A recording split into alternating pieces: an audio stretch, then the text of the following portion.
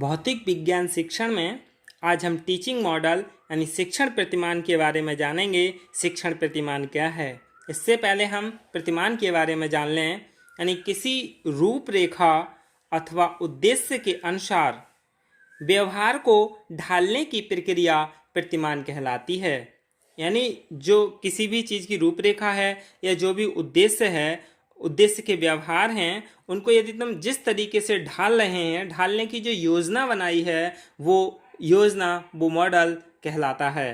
अर्थात किसी अमुक उद्देश्य, अमुक यानी कोई भी उद्देश्य है, उसके अनुसार व्यवहार में परिवर्तन लाने की प्रक्रिया प्रतिमान है। The process of adapting behaviour according to a framework of purpose in is called a paradigm. The process यानी इसका मीन क्या हुआ? The process of changing behaviour according to a particular purpose. यानी जो कोई भी उद्देश्य है उसको परिवर्तन लाने की प्रक्रिया क्या कहलाती है? प्रतिमान कहलाती है। यानी प्रतिमान का विकास सीखने के सिद्धांतों को दृष्टि में रखते हुए किया जाता है और उनका प्रयोग द्वारा शिक्षण के सिद्धांतों को प्रतिपादित किया जा सके। शिक्षण प्रतिमान वास्तव में शिक्षण प्रारूप ही है। The teaching model is actually the teaching models. यानी ये टीचिंग मॉडल है वो वास्तव में ही शिक्षण का प्रारूप है, यानी सिंटैक्स है, मॉडल है। A learning plan developed to achieve learning objective on predetermined behavior in the teaching process, in which learning experiences and potential actions for assessment in according with the predetermined objectives are clearly affected, and the role of the teacher in this process is clearly defined। यानी शिक्षण की प्रक्रिया में पूर्व निर्धारित यानी जो पहले से निर्धारित किए हुए व्यवहार हैं उनका अधिगम उद्देश्यों को यानी सीखने के उद्देश्यों को प्राप्त करने के लिए विकसित शिक्षण योजना, जिसमें पूर्व निर्धारित उद्देश्यों के अनुरूप अधिगम अनुभव एवं मूल्यांकन के लिए संभावित क्रियाएं स्पष्ट रूप से परिभाषित होती हैं तथा इस प्रक्रिया में शिक्षक की भूमिका स्पष्ट रूप से परिभाषित की जाती है। शिक्षण प्रतिमान से स्पष्ट होता है कि शिक्षण तथा अधिगम एक दूसरे से किस प्रकार संबंधित हैं। इस प्रक्रिया में यानी जो शिक्षण प्रतिमान है और अधिगम है, शिक्षण और अधिगम एक दूसरे से संबंधित हैं, ये तो पता ही है। और शिक्षण और अधिगम को के उद्देश्यों को पाने के लिए शिक्षण प्रतिमान का निर्धारित किया जाता है, जिसमें अध्यापक की क्या भूमिका है तथा विषय वस्तु के स्पष्टीकरण में शिक्षण साधनों की क्या उपयोगिता है और शिक्षण अधिगम प्रक्रिया की सफलता की सीमा का आकलन किस प्रकार किया जाए, ये सब अध्यापक की भूमिकाएं हैं। जॉयस के अनुसार शिक्षण प्रतिमान अनुदेशन के प्रारूप मात्र हैं।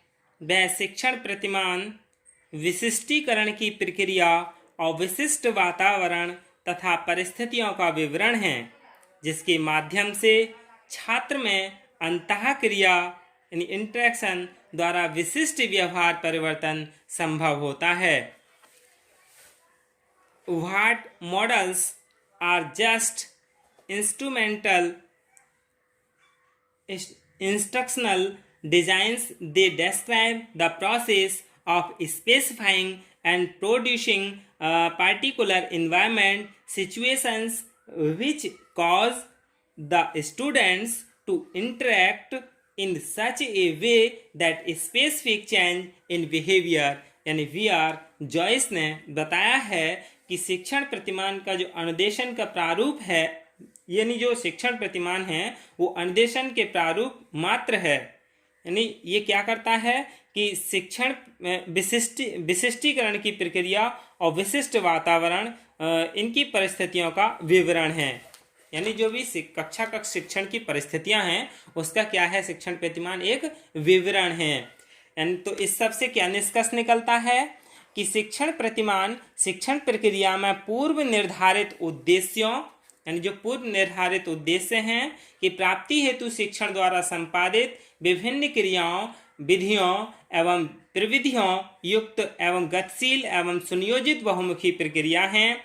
इस प्रक्रिया में इस प्रकार का प्रेरक पर्यावरण विकसित किया जाता है जिसके प्रति क्रिया कर वांछित व्यवहार परिवर्तन की ओर अग्रसर होता है। शिक्षण प्रतिमान में निम्न 6 क्रियाएं की जाती हैं। वो 6 क्रियाएं कौन सी हैं? यानी शिक्षण प्रतिमान की जो 6 क्रियाएं हैं उनके बारे में जान लेते हैं। सीखने की निष्पत्ति को व्यवहारिक रूप देना, यानी जो सीखने की निष्पत्ति है, परफॉर्मेंस है, उसका बिहेवियर रूप प्रदान करना। दूसरा, उद्दीपन का इस प्रकार चयन करना कि छात्र वांछित अनुक्रिया कर सकें, यानी एक ऐसा उद्दीपन चयन करना जिससे छात्र क्या है, कोई वांछित अनुक्रिया करें। उन परिस्थितियों का विशेषीकरण या विशिष्टीकरण करना जिनमें छात्रों की अनुक्रियाओं को देखा जा सके और ऐसे मानदंड व्यवहार का निर्धारण करना जिससे विद्यार्थियों की निष्पत्ति को देखा जा सके। यानी जो शिक्षण प्रतिमान है इसमें ऐसे मानदंड या व्यवहार को निर्धारित किया जाना चाहिए जिससे विद्यार्थियों की निष्पत्ति को देखा जा सके, यानी उसकी परफॉर्मेंस को देखा जा सके, वो कितना कर सकता है कितना नहीं। छात्र तथा शैक्षिक वातावरण में अंतःक्रिया परिस्थितियों के लिए युक्तियों का विशिष्टीकरण करना, यानी छात्र और शैक्षिक वातावरण इन दोनों में अंतःक्रिया की जो कंडीशन है, इंटरेक्शन की सिचुएशन है, उसके लिए टैक्टिस यानी युक्तियों का विशिष्टीकरण करना कि कैसी युक्ति किस छात्र और कौन से वातावरण के लिए उपयोगी है, ये सभी क्या है निर्धारित कर लेना चाहिए। छात्रों के अपेक्षित व्यवहार परिवर्तन के अभाव में नीतियों तथा युक्तियों में सुधार करना, यानी जो छात्र हैं उनसे हम जो भी अपेक्षित व्यवहार परिवर्तन कराना है, जो कमी है उसके लिए जो नीतियां हैं, नियम हैं या युक्तियां हैं, यानी विधि प्रविधि हैं, उन सभी में सुधार करना चाहिए, यानी उनमें अपेक्षित व्यवहार परिवर्तन करना चाहिए। तभी क्या है शिक्षण प्रतिमान सार्थक होगा। अब हम शिक्षण प्रतिमान की विशेषताएं जानेंगे। धन्यवाद।